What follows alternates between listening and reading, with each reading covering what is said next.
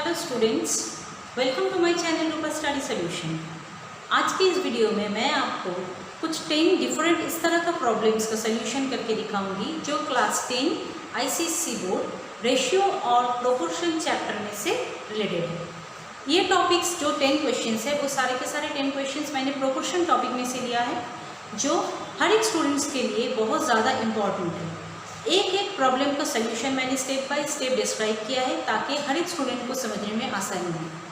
जो 10 different questions यहाँ पे दिया गया है उसका लिस्टिंग मेरे इस वीडियो कन्वर्सेशन के बाद ही आपको मिल जाएगा इन दिस वीडियो, और उसके बाद हर एक क्वेश्चन का सलूशन भी दिया हुआ है।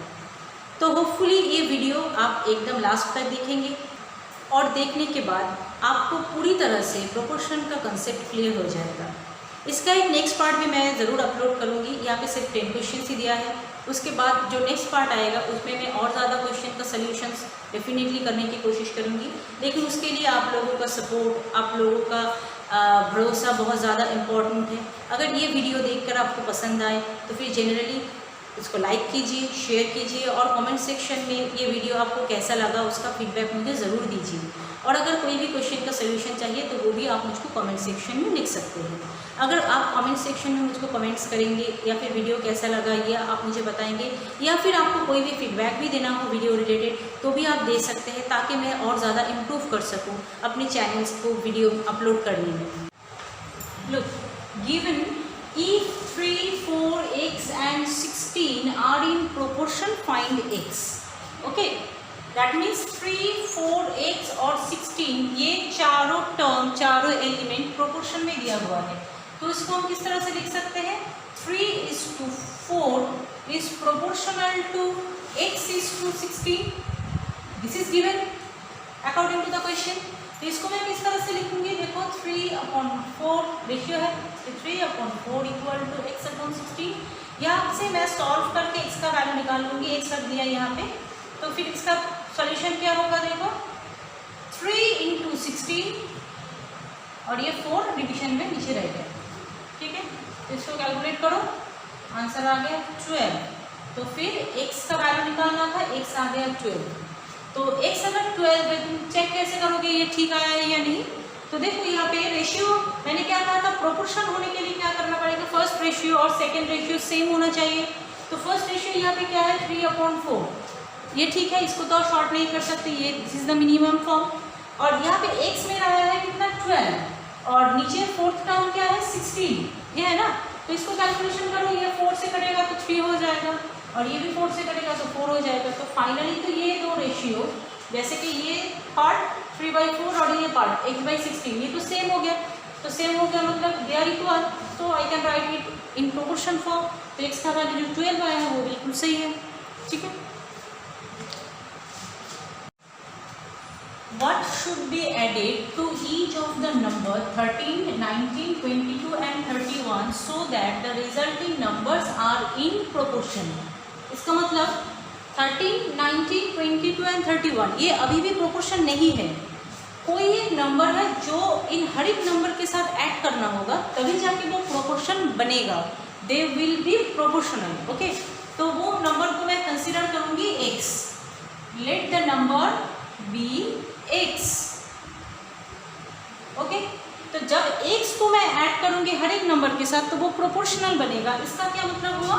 13 के साथ मैं x ऐड कर दूंगी और 19 के साथ भी मैं x ऐड करूंगी। उस ऑर्डर में ही करना होगा, ठीक है, जिस ऑर्डर में नंबर्स को दिया हुआ है। तो 13 के साथ x ऐड किया, 19 के साथ x ऐड किया।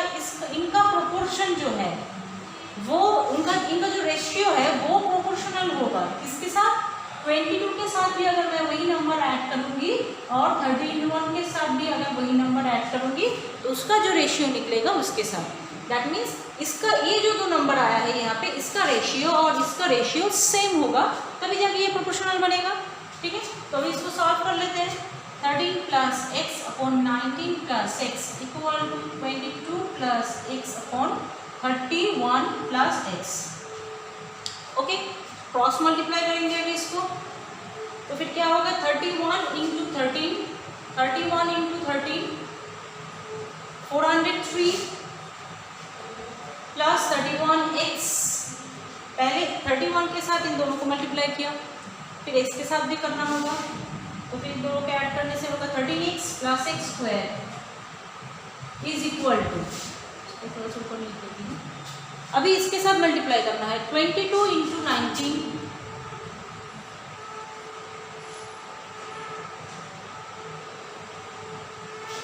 418 प्लस 22x, फिर x के साथ इसको मल्टीप्लाई करना है 19x प्लस x स्क्वायर। शायद मैंने यहाँ पे एक x मिस किया है, एक मिनट, इसका प्रोडक्ट किया, इसका किया, फिर इसका, हाँ यहाँ पे 13x होगा, ठीक है। तो फिर मैं बोथ साइड x स्क्वायर को यहाँ पे कैंसिल कर दूंगी, तो इसका वैल्यू कितना हो रहा है 403 plus 31 plus 13 is 44x is equal to, यहाँ पे 418 रह गया और यहाँ पे 22x plus 19x is 41x। Okay, अभी इसको x को मैं लेफ्ट साइड में लेके आऊंगी, that is 44x minus 41x, और यहाँ पे 403 राइट साइड चला जाएगा, तो ये माइनस हो जाएगा 418 माइनस 403, दैट इज यहाँ पे आ जाएगा 3x, यहाँ पे हो रहा है ये 15, that implies x results 5। Okay, find the third proportional to 9 and 15। 9 है, 15 है, और इसके थर्ड प्रोपोर्शनल लेना है जिसको मैं x कंसीडर कर लूंगी यहाँ पे। Let third proportional be x, then 9, 15x are in continued proportion. सिर्फ थर्ड प्रोपोर्शनल निकालना है, तो ये सब कॉन्टिन्यूड प्रोपोर्शन में आ जाएगा, are in continued proportion, that means 9:15 is proportional to 15:x। ठीक है, यहाँ से मैं लिख सकती हूँ 9/15 इक्वल टू 15/x, जहाँ पे x का वैल्यू आ जाएगा, x को मैं इधर ले देती हूँ और 9 को नीचे, ठीक है, और 15 × 15 हो गया यहाँ पे। तो अगर मैं इसको कैलकुलेशन में आ जाऊँ तो यहाँ पे हो जाएगा 3, ये 5, फिर ये कट जाएगा, यहाँ पे भी 5, तो 25। देन थर्ड प्रोपोर्शन जो निकालना था, थर्ड प्रोपोर्शन निकालो, ठीक है, थर्ड प्रोपोर्शन इज 25। ओके,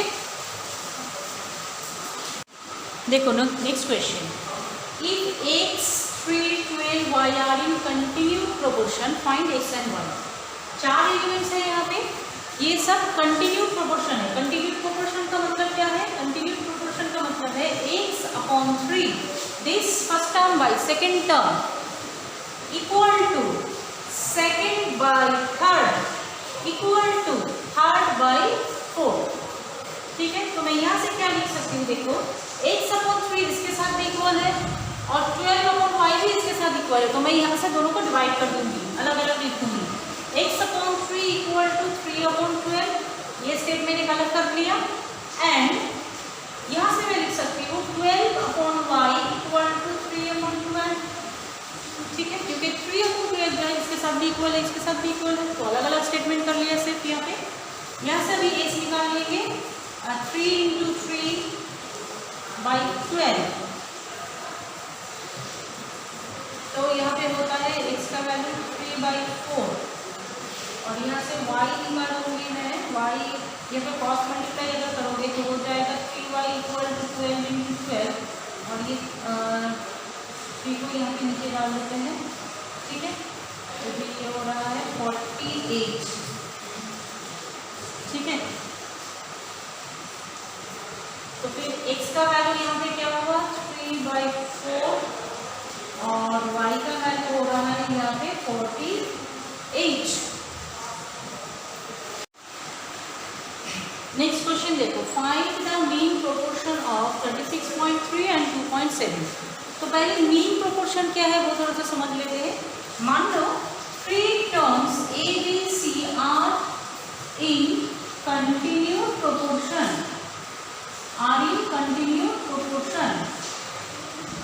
इसका क्या मतलब होता है, that is a/b equal to b/c। ये जो एलिमेंट है ये फर्स्ट टर्म के साथ डिनोमिनेटर में आएगा और थर्ड टर्म के साथ न्यूमरेटर में आएगा। मतलब ए के साथ अगर बी का रेशियो करो तो ये इक्वल होना चाहिए बी के साथ सी का रेशियो जो होता है। तो यहाँ से हम क्रॉस मल्टीप्लाई करेंगे तो आ जाएगा B square equal to A C, जहाँ से हम निकाल सकते हैं बी का value root under A C. Now this mean B is called mean proportion. तो यहाँ से वही बी निकालना है, ठीक है। तो मैं इसको ए और इसको सी ले लूँगी, क्योंकि इन दोनों के बीच में मीन प्रोपोर्शन निकालना है। Find mean proportion of 36 and 2.7। That means ये 36 एंड 2.7 आता है एक्सट्रीम टर्म्स ए और सी। तो इन दोनों का मीन टर्म है बी, इन दोनों के बीच में है बी, तो इन दोनों का मीन टर्म है बी। तो वो मीन प्रोपोर्शन मुझको यहाँ से निकालना होगा। तो फिर मीन प्रोपोर्शन क्या होगा, यहाँ पे मैं लिखूंगी mean proportion of 36.3 and 2.7 is कितना, root under a, that means 36.3 into c मतलब 2.7। जो दो नंबर दिया रहेगा उस नंबर का प्रोडक्ट करके उसका स्क्वायर रूट निकालना है, तभी वो जाके मीन प्रोपोर्शन आ जाएगा। यहाँ पे थोड़ा सा मैंने गलत लिख दिया, मीन प्रोपोर्शन लिखना है, मीन अलग कॉन्सेप्ट हो गया। फिर अगर मीन लिखूंगी तो वो अलग कॉन्सेप्ट हो जाएगा स्टैटिस्टिक्स का, मीन प्रोपोर्शन। तो ये हो रहा है 10, यहाँ पे भी 10। तो दोनों 10 के लिए एक 10 मैं बाहर ले लूँगी और इसको मैं किस तरह से कैलकुलेट करूँगी देखो। 363 का प्राइम फैक्टराइज कर लो, कितना होगा, फिर से इसको 11 दो, ठीक है। तो फिर 363 आ गया, 3 इंटू 11 इंटू 11, और 27 को मैं लिख सकती हूँ 3 इंटू 3 इंटू 3, ओके। तो फिर यहाँ पे देखो 2 11 है, इसके लिए एक 11 लिखूंगी बाहर, 1 2 3 4, 4 3 है यहाँ पे, तो इसके लिए मैं 2 3 लिखूंगी, और 100 है जिसके लिए मैं बाहर लेके आऊँगी 10। तो फिर ये हो गया 99/10 which evaluates 9.9, okay. So mean proportion is 9.9। तो मैं यहाँ पे फाइनली लिखूंगी मीन प्रोपोर्शन इज 9.9।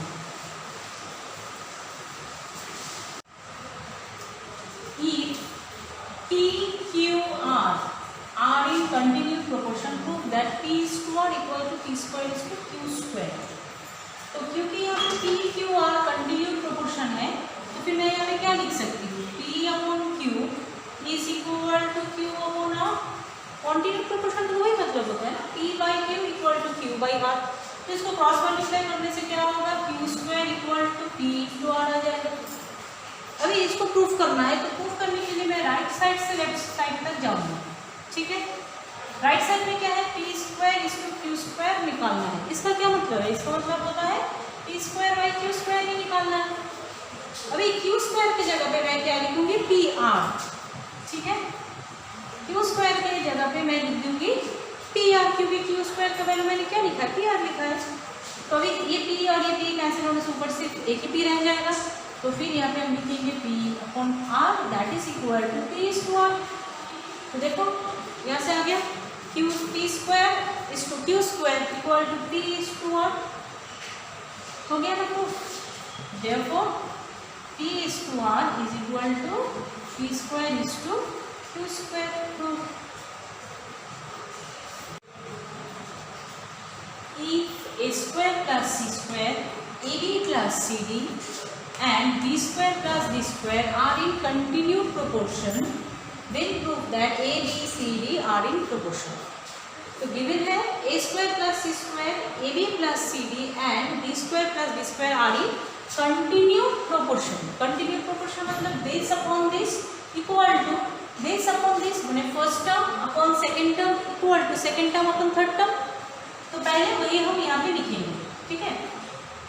तो लिखना स्टार्ट करो मेरे साथ ही, a square plus c square upon a B plus C d होगा, A B plus C d upon b square plus b square, ठीक है। अभी क्रॉस मल्टीप्लाई करेंगे यहाँ पे, तो फिर हो जाएगा ए स्क्वायर प्लस, अच्छा एक बार ही डायरेक्ट कर देते हैं, पहले ए स्क्वायर के साथ इस पूरा जो डिनोमिनेटर में इसको पूरा मल्टीप्लाई करेंगे, a square into b square फिर a square plus b, a square into d square, plus दे के ए स्क्वायर डी स्क्वायर। तो ए स्क्वायर के साथ ये पूरा मल्टीप्लाई हो चुका है। अभी प्लस सी स्क्वायर के साथ ये करेंगे तो फिर हो जाएगा plus c square d square और plus c square b square. ठीक है, फिर इस साइड को भी क्रॉस मल्टीप्लाई करना है, दोनों तो सेम ही है।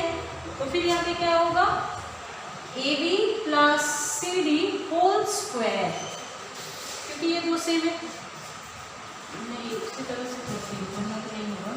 तो फिर मैं यहाँ पे क्या करूँगी, इसको ए स्क्वायर, ए है मेरा यहाँ पे A B whole square plus 2 into A B into C D plus C D whole square is equal to, यहाँ पे जो है वो मैं लिखती हूँ यहाँ पे a square plus b square, a square b square plus a square d square plus c square d square plus c square b square. Okay, तो इसको कैलकुलेशन करने से आ जाएगा a square b square plus 2abcd plus c square d square equal to a square b square plus a square d square plus c square b square plus c square d square. अभी देखो ए square b square both side same है, cancel हो जाएगा, और सी square d square भी यहाँ पे एक है, सी square plus c square d square ये भी कैंसिल हो जाएगा। तो फिर यहाँ पे क्या रह जाएगा, देखो इसको मैं इस साइड में लेके आती हूँ, इस पोर्शन की दो एलिमेंट टर्म्स को। तो फिर ए स्क्वायर डी स्क्वायर यहाँ पे आ जाएगा तो हो जाएगा माइनस, ये भी इस साइड में आ जाएगा तो हो जाएगा माइनस। ठीक है, ये दो तो कैंसिल हो चुका है, यहाँ पे दो, सिर्फ ये जो दो टर्म है वो मैं लेफ्ट साइड में लेके आई हूँ तो ये माइनस हो गया, और यहाँ पे था प्लस 2abcd इक्वल टू 0। अभी दोनों साइड को मैं माइनस से अगर मल्टीप्लाई कर दूंगी तो यहाँ पे हो जाएगा a square d square minus plus c square d square minus 2abcd equal to 0। तो फिर ये हो गया, देखो यहाँ पे a D minus c d का होल स्क्वायर। अच्छी तरह से देखो, इसको मैं ये कंसीडर करूँगी तो ए स्क्वायर माइनस 2 ए, यहाँ पे ए हो जाता है ए डी, दोनों को मिला के हो गया ए, और सी डी यहाँ पे है बी टर्म, तो यहाँ पे भी देखो सी और डी है, लेकिन यहाँ पे मेरा दो टर्म ही बी आ गया ना, नहीं ये बी होगा, ये बी होगा। ठीक है, तो फिर ये फर्स्ट जो टर्म है इसको मैंने क्या लिख लिया यहाँ पे देखो ए और बी है, और इसको अगर मैं बी ले लेती हूँ, सी स्क्वायर और डी स्क्वायर मिला के सी डी होल स्क्वायर, तो सी और बी यहाँ पे है। ठीक है, तो फिर ये हो गया a square minus 2ab plus b square, जो हो जाता है ए माइनस बी का होल स्क्वायर, जहाँ पे बी मेरा यहाँ पे सी बी है। ठीक है, तो A D minus C B का होल स्क्वायर अगर 0 है तो फिर A D minus C B कितना होगा, A D minus C B, इसका स्क्वायर रूट करेंगे तो इसका भी स्क्वायर रूट करना पड़ेगा, जो 0 ही देगा तुमको। ठीक है, फिर ए डी का वैल्यू क्या होगा, माइनस सी बी उस साइड में चला जाएगा तो हो जाएगा प्लस सी बी। ठीक है, अभी यहाँ पे दिखाना है A B C D are in proportion, इसका मतलब किस ऑर्डर में लिखना है, अगर ये प्रोपोर्शन हुआ a B C d proportion मतलब a upon b equal to c upon d, तो यहाँ पे ए के नीचे ए के डिनोमिनेटर में बी लिखना है, तो मैं यहाँ पे बी प्रोडक्ट है तो मैं बी यहाँ पे लाऊंगी, तो ये क्या हो जाएगा ए अपॉन बी इक्वल टू। ठीक है, अभी यहाँ पे सी है देखो, और यहाँ से जो डी प्रोडक्ट है वो राइट साइड में आ जाएगा, तो डी यहाँ पे डिनोमिनेटर में आ जाएगा। ठीक है, तो a upon b equal to c upon d, इसका क्या मीनिंग है, इसका मीनिंग है A B C D are in proportion, a B c and d are in proportion. यही प्रूफ करना था, तो यहाँ पे मैं लिख दूंगी प्रूव। ठीक है,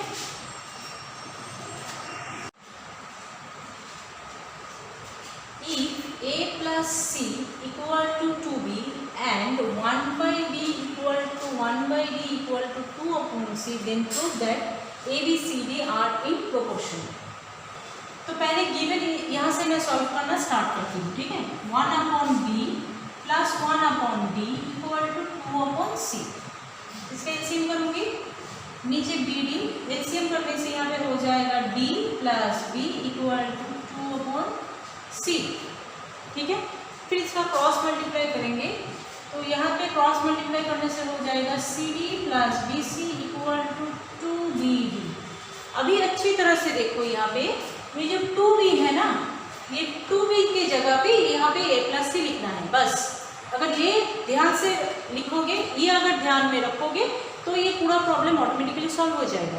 सिर्फ ये ध्यान में रखना है, यहाँ पे जो 2b दिया है इसकी जगह पे a प्लस सी लिख देना है, ठीक है। तो फिर क्या होगा इक्वेशन देखो, C D plus B C equal to 2b की जगह मैं उसके रिप्लेस में यहाँ पे a प्लस सी लिखूंगी और d प्रोडक्ट है। तो फिर यहाँ पे क्या होगा देखो, C D plus B C is equal to a into D A D plus C into D C D. Both side C D cancel होगा, ये और ये सी डी कैंसिल हो जाने से क्या रह जाएगा, A D equal to B C. इसका मतलब मैं क्या लिखूंगी, a और इस b को जहाँ पे प्रोडक्ट है यहाँ पे राइट साइड में, इसको लेफ्ट साइड में डिनोमिनेटर में ले दूंगी, a upon b equal to यहाँ पे तो c है, उसके साथ यहाँ पे जो d है, इस d को प्रोडक्ट जो a के साथ है इसको मैं यहाँ पे डिनोमिनेटर में दे दूंगी। तो a by b equal to c by d, इसका क्या मतलब होता है, इसका मतलब होता है a b c and d are in proportion. देखो यही प्रूफ करना था क्वेश्चन में, तो यही मैंने यहाँ पे प्रूफ कर दिया है। और अगर ये चीज़ ध्यान में रखोगे तो ये प्रोसेस बहुत ही ज़्यादा सिंपल है, ठीक है।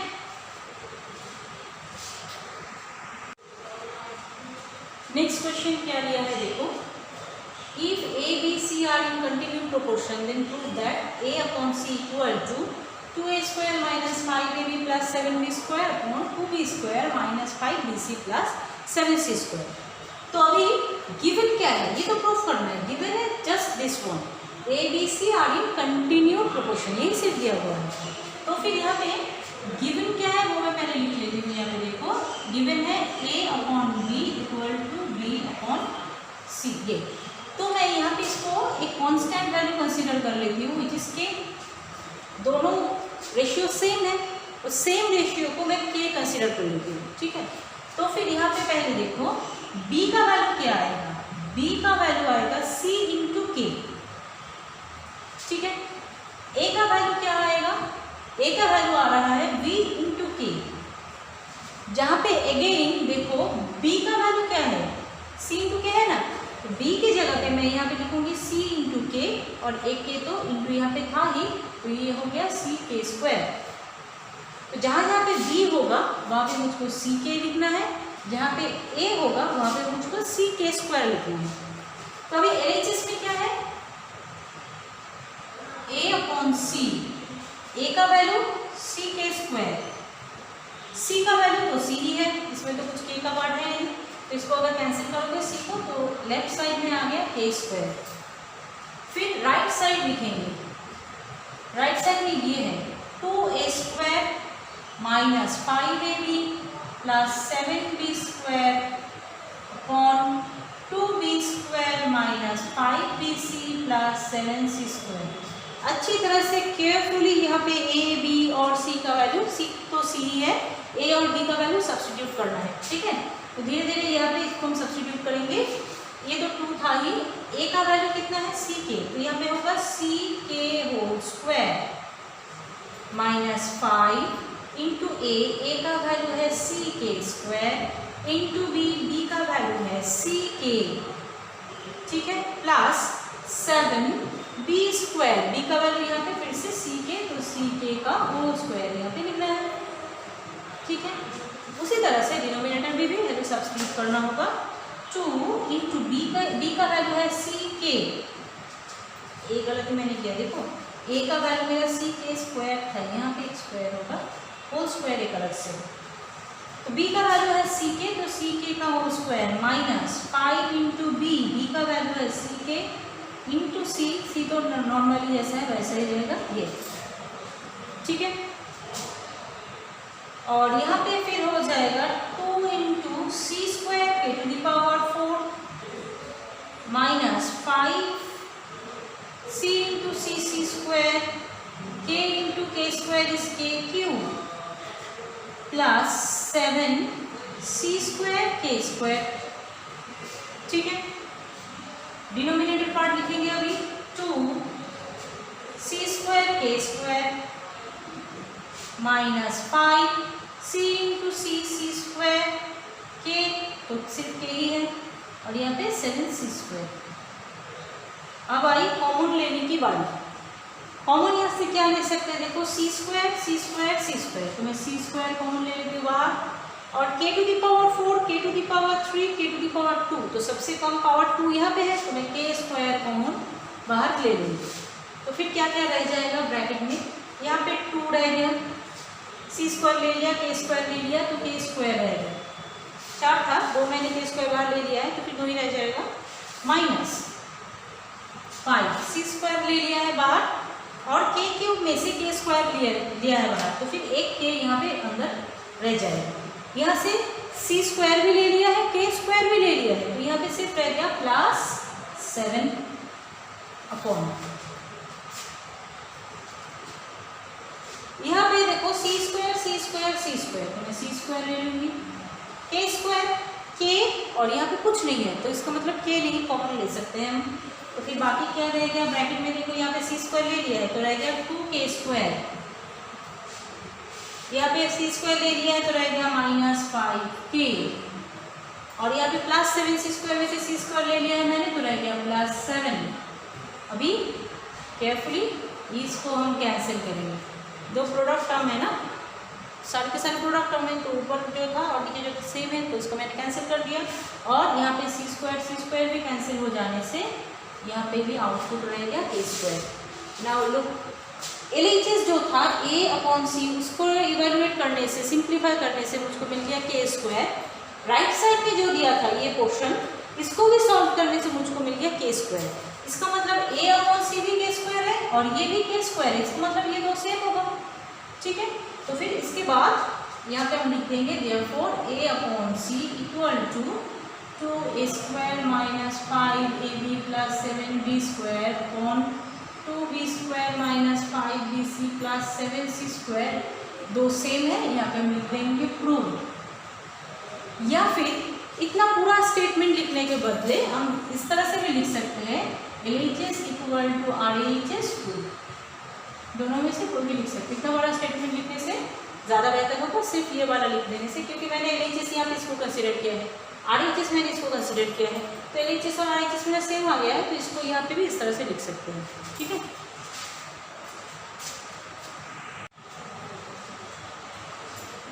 if B is the mean proportion between A and C, show that this equal to this। तो given यहाँ पे क्या है, देखो सिर्फ given एक ही चीज यहाँ पे दिया हुआ है, that B is mean proportion,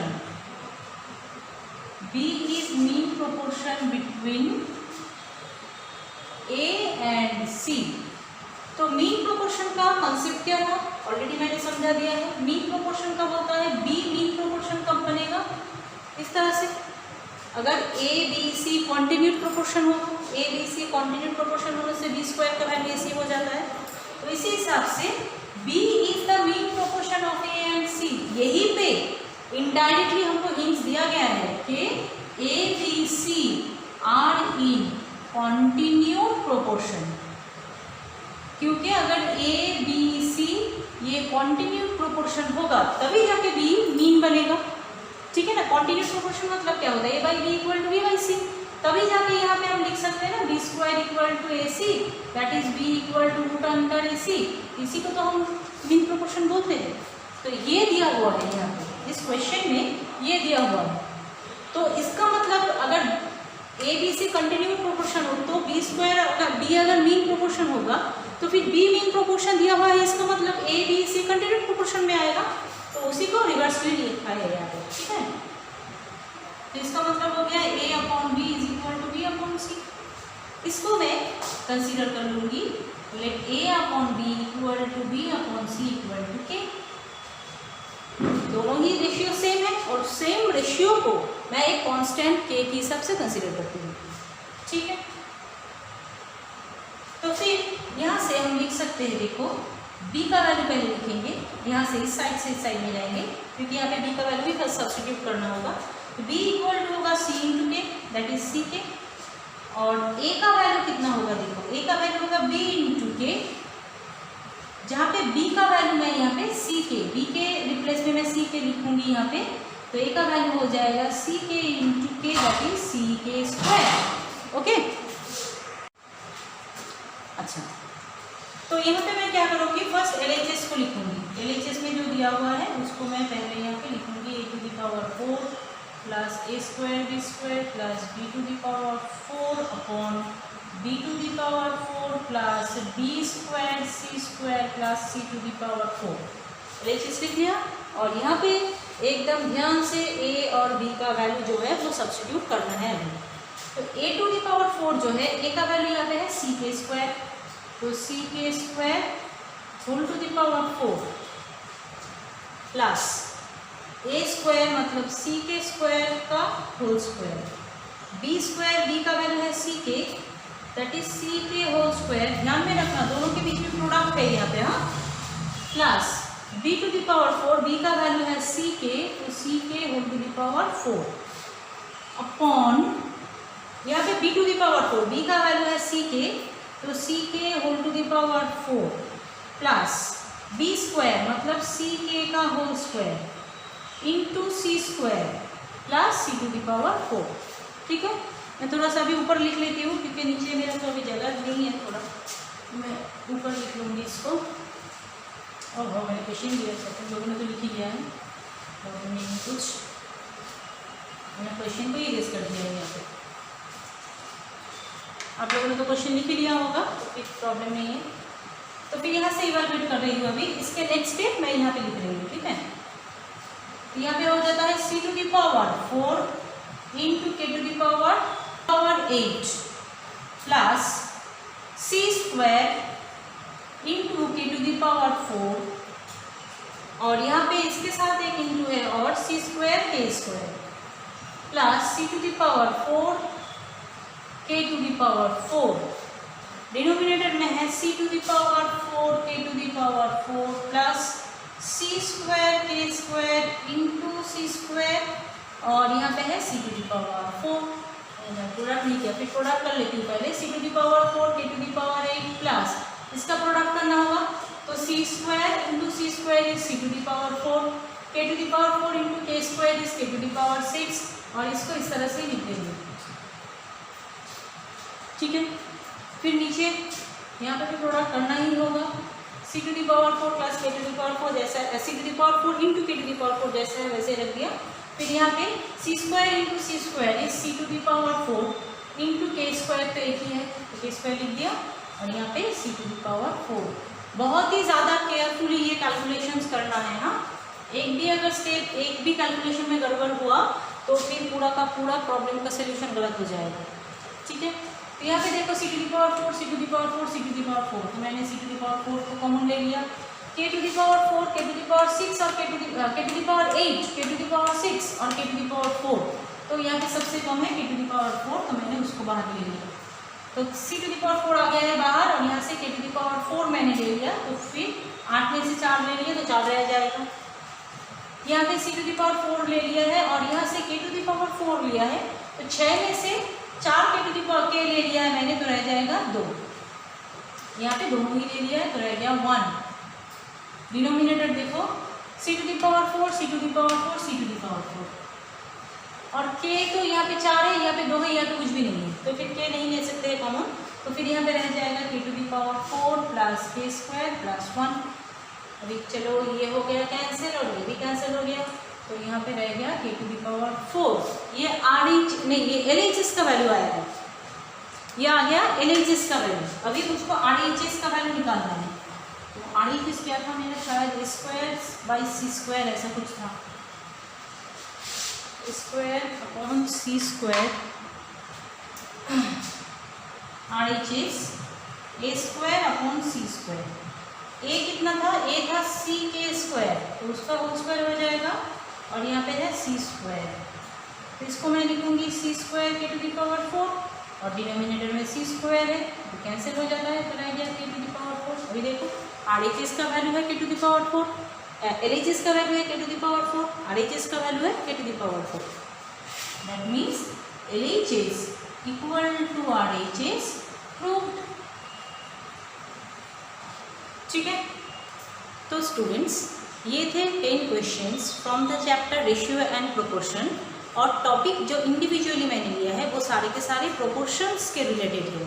तो 10 क्वेश्चंस का सॉल्यूशन मैंने आपको दिखाने की कोशिश की है। होपफुली ये वीडियो आपको अच्छी तरह से समझ में आया होगा, और इसका प्रोसेस किस तरह से करना है मैंने आपको स्टेप बाय स्टेप दिखाया है। तो अगर आपको ये प्रोसेस अच्छा लगे, आपको समझ में आए, तो प्लीज़ इस वीडियो को लाइक कीजिए, शेयर कीजिए, and please subscribe my channel Rupa study solution. आपका इंस्पिरेशन मेरे लिए बहुत ज़्यादा इंपॉर्टेंट है, ताकि मैं और ज़्यादा वीडियोस रिलेटेड टू मैथमेटिक्स आपके लिए लेके आऊँ for different classes.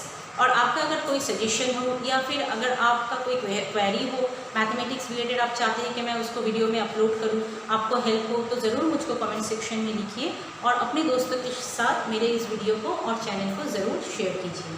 Thank you so much for watching.